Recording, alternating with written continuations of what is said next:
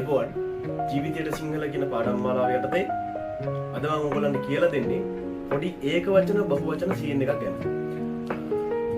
ඔයගොල්ලෝ දන්නවා අපි වෙසක් එකට බලන්න යනවා තොරණ. එතකොට තොරණ සිංහල භාෂාවේ ලියන්නේ මෙන්න මෙහෙම. මේක හරි. තොරණ. හැබැයි තොරණ කියන්නේ ඒක වචනයක් නේ. අපි මේක බහු වචනයක් බවට පත් කරොත් අපි සාමාන්‍යයෙන් කියන්නේ නැහැ සාමාන්‍ය ජීවිතේදී මම තොරණ බලන්න යනවා. අපි තොරණ බලන්න යනවා කියන්නේ. මේක උච්චාරණය කරන්නේ කොහොමද? මම තොරන් බලන්න යනවා. අපි තොරන් බලන්න යනවා. එතකොට මේ ඒක වචනය අපි බහු වචනේ ලියන්නේ කොහොමද? මෙන්න මේ.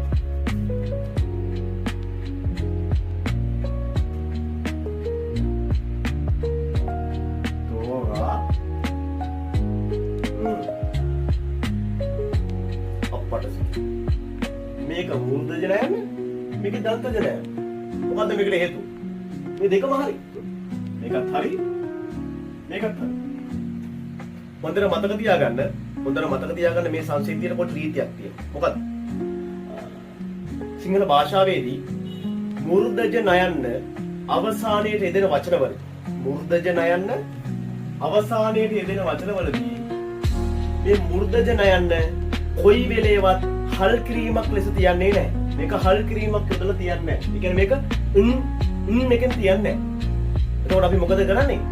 දන්තජයට හරවනවා. එතකොට මෙන්න මේ ආකාරයට පත් වෙනවා.